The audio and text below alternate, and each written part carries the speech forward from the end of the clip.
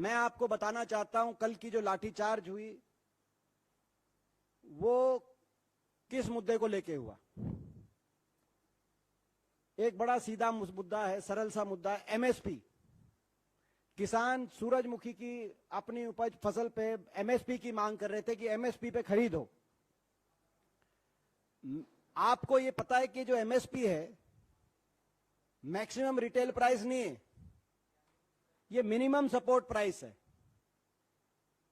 जो न्यूनतम समर्थन मूल्य किसान के जीवन को समर्थन देने के लिए न्यूनतम, और इसका निर्धारण किसान नहीं करता, इसका निर्धारण सरकार करती है।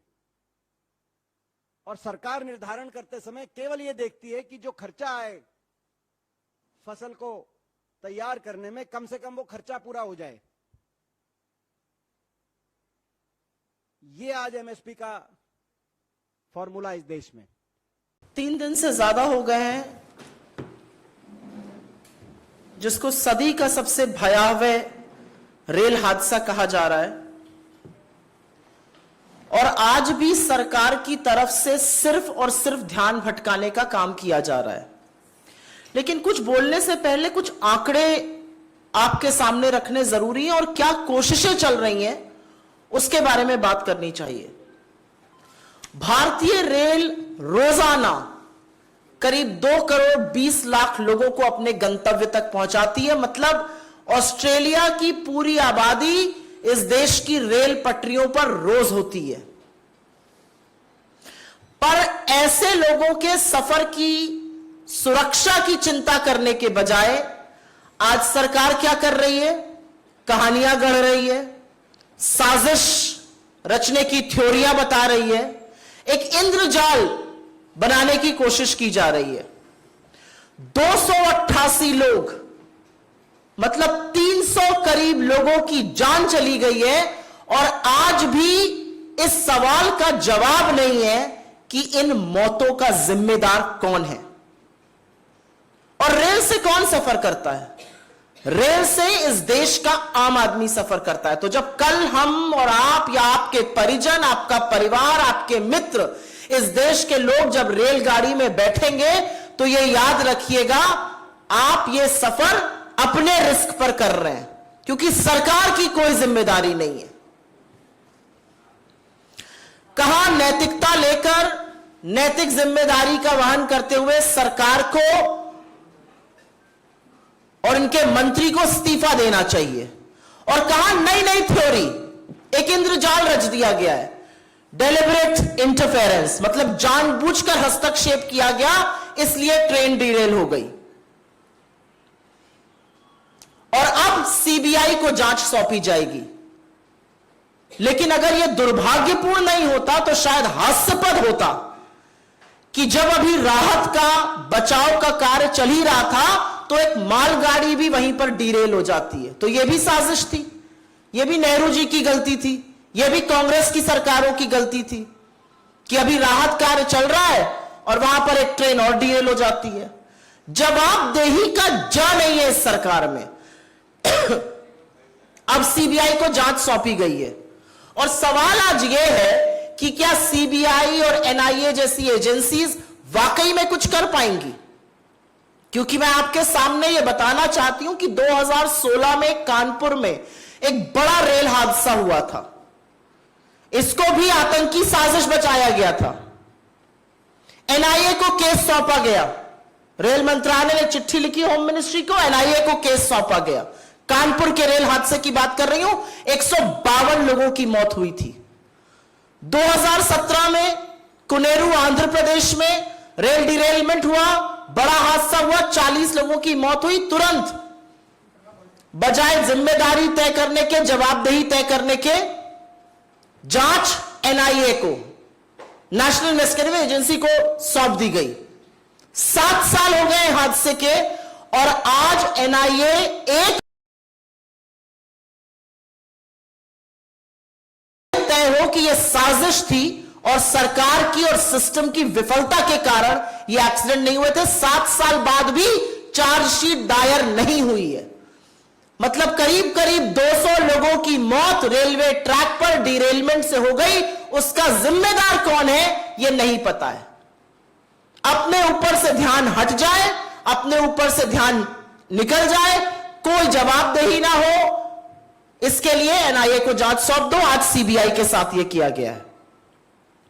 असलियत यह है कि सिस्टम की विफलता, सिग्नल सिस्टम की विफलता, इंटरलॉकिंग क्या दिक्कतें, जो ट्रैक का रखरखाव नहीं हो रहा, उसकी दिक्कतों के चलते यह हो रहा है।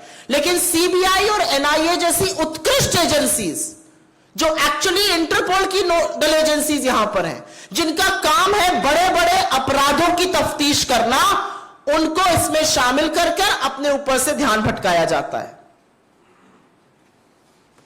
यह पूरी तरह से साफ है कि कमिश्नर ऑफ रेलवे सेफ्टी इसकी जांच कर सकता है, सीआरएस, उनके पास टेक्निकल एक्सपर्टीज है इसकी जांच करने के लिए। क्यों नहीं उनसे जांच कराई जा रही है? क्यों सीआरएस को सिर्फ अब 8 से 10% रेल हादसे के केसेस की जांच कराई जाती है? मेरे कुछ सवाल हैं। आप सीबीआई से नहीं, आप एनआईए से, किसी से भी जांच करा लीजिए, लेकिन क्या अब सीबीआई ढूंढेगी कि मरम्मत और नए ट्रैक के बजट को 2018-19 से घटाकर, के बजट को घटाकर 2020 तक 7,400 करोड़ का क्यों कर दिया गया? क्या सीबीआई यह बताएगी कि इस बजट में 23% कटौती क्यों हुई? क्या सीबीआई यह ढूंढेगी कि जब रेलवे चिंतन शिविर हुआ तो हर जोन को सुरक्षा पर बोलना था, सबको चुप करके क्यों बैठा दिया गया और एक ही जोन को बोलने की इजाजत क्यों दी गई? और क्या सीबीआई यह ढूंढेगी कि उस चिंतन शिविर में सिर्फ वंदे भारत और कितना रेवेन्यू रेलवे से निकल सकता है पर चिंता क्यों हो रही थी, सुरक्षा की बात क्यों नहीं हो रही थी? क्या सीबीआई यह ढूंढेगी कि जो CAG, controller and auditor general की लेटेस्ट रिपोर्ट है, जो बताती है कि 2017 से 2021 के बीच में 10 में से करीब 7 हादसे पटरी से उतर जाने, डीरेलमेंट के कारण हुए, वो क्यों हुए? क्या सीबीआई ये ढूंढेगी कि ईस्ट कोस्ट रेलवे में सुरक्षा के लिए रेल और वेल्ड का परीक्षण क्यों नहीं हुआ इस दौरान? 10 में से 7 हादसे डीरेलमेंट की वजह से होते हैं, और ईस्ट जोन जहां बालासोर में एक्सीडेंट हुआ वहां पर इसका परीक्षण तक नहीं किया जाता है 4 सालों में। क्या सीबीआई ये ढूंढेगी? क्या सीबीआई ये ढूंढेगी कि रेल राष्ट्रीय कोष का फंडिंग 79% क्यों घटा दी गई? क्या सीबीआई ये ढूंढेगी कि 20,000 करोड़ रुपए आवंटित करना था, वो पैसा क्यों नहीं आवंटित करा गया ट्रैक की मेंटेनेंस के लिए? ये सवाल आपसे पूछ रहे हैं। क्या सीबीआई का ये काम है? क्या सीबीआई ये ढूंढेगी कि 3 लाख रिक्त पद क्यों है? क्या सीबीआई ये ढूंढेगी कि 8,000 पद जो पीएमओ और कैबिनेट कमेटी को भरे जाने थे वो क्यों नहीं भरे गए? क्या सीबीआई ये ढूंढेगी कि लोको चालक जो अत्यंत संवेदनशील और सुरक्षा से निहित काम करते हैं, उनको 12-12 घंटे से ज्यादा की ड्यूटी क्यों कराई जा रही है? लोको चालकों की कमी क्यों है? आज सवाल यह है कि सीबीआई का काम क्या है, एनआईए का काम क्या है? 7 साल पहले आपने एनआईए को 2 जांचें दी थी, आज तक चार्जशीट नहीं दाखिल हो पाई। तो क्या उन परिजनों को पूछने का हक है कि यह सरकार की विफलताओं के कारण हुआ, दोष कहीं और क्यों मढ़ा जा रहा है? और एक बात और है, ऐसी उत्कृष्ट एजेंसीज को जब आप इस तरह की जांच देते हैं जिनमें उनकी कोई टेक्निकल एक्सपर्टीज नहीं है, तो आप कहीं ना कहीं उनके ऊपर भी एक सवालिया निशान लगवाने की कोशिश करते हैं।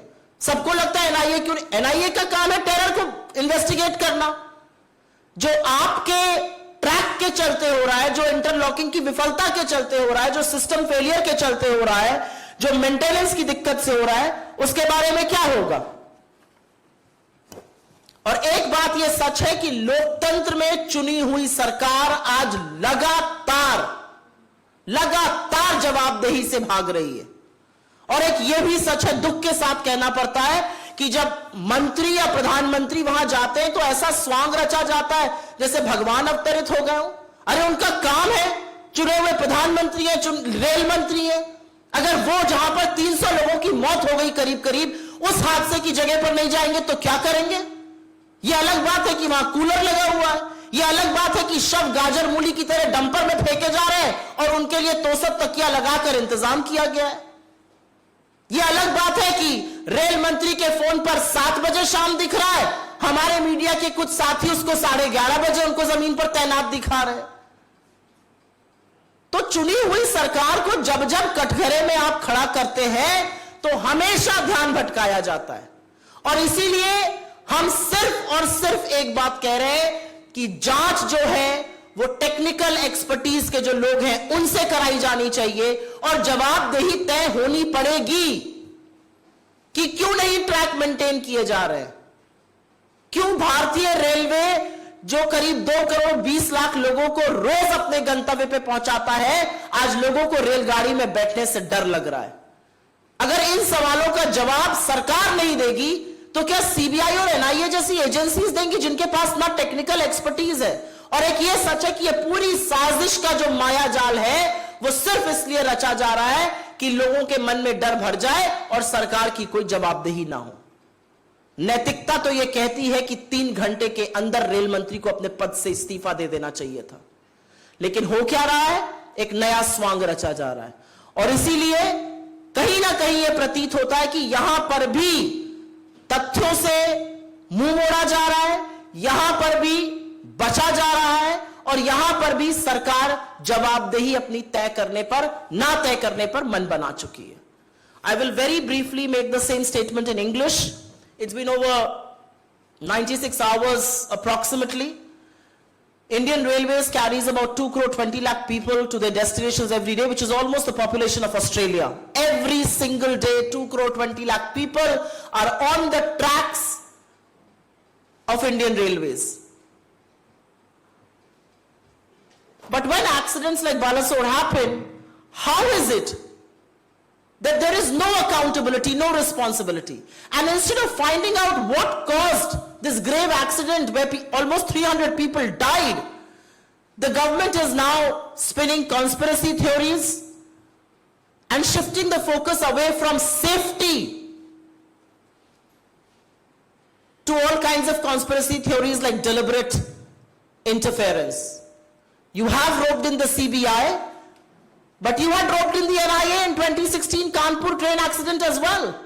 Not a single proof has been found by the NIA. The NIA has not been able to file the charge sheet in the Kanpur train accident. The NIA has also not been able to file the charge sheet in the Kuneru, Andhra Pradesh train accident where almost 40 people died. Between Kanpur and Kuneru, almost 192 people were killed in these rail accidents. The NIA was probing, but the reality is this happened due to the interlocking failure, this happened due to the signal failure, this happened due to low track maintenance. And I think the very basic question is, why should premier agencies like CBI and NIA be roped into this? Because this is not their area of expertise. Why should the CRS not probe into this accident? Why is the CRS being restricted to probe only 8 to 10% of rail accidents that happen? Will CBI find out why are 3 lakh positions vacant?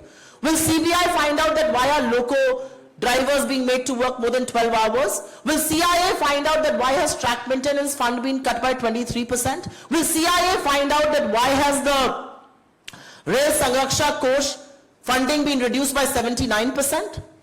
Will CBI find out all these things? Because these are questions that an elected government of the day needs to answer. And so why must we not say, why must we not assert that once again the Modi government is shifting the focus away from their own failures, from failures of the Indian Railways, from failures of the government who has refused to prioritize safety of citizens, and is instead turning focus away from them by roping in the CBI or any such agency, because this has not led to fruition. It's been 7 years, not a single charge sheet has been filed by the NIA, and we fear that exactly the same thing will happen with the CBI probe. The reality is that accidents are happening because safety of passengers is not the priority of this government. Will CBI probe why did Chintan Shivir not allow a discussion on passenger safety and kept talking about revenue instead? And last but not the least, ये कहना पड़ेगा कि जब हम rail से यात्रा करते हैं तो बिल्कुल आप रेल का नवीनीकरण करिए, आप एक नहीं 10 वंदे भारत लगाइए, आप पिज्जा नहीं तमाम विविध व्यंजन यात्री की बर्थ तक पहुंचा दीजिए, लेकिन सबसे ऊंची प्राथमिकता पैसेंजर की सेफ्टी और सुरक्षा होनी चाहिए, जो सरकार की प्राथमिकता नहीं है। आपको गरम गरम खाना आपकी यात्रा के दौरान मिले या आप अपने गंतव्य तक सही सलामत और सुरक्षित पहुंचे, यह एक चॉइस है। एक में आपको सुर्खियां मिलती हैं और दूसरे में इस देश के लोगों की जान सुरक्षित रहती है। प्राथमिकता क्या है सरकार की, आज उस पर सवाल है।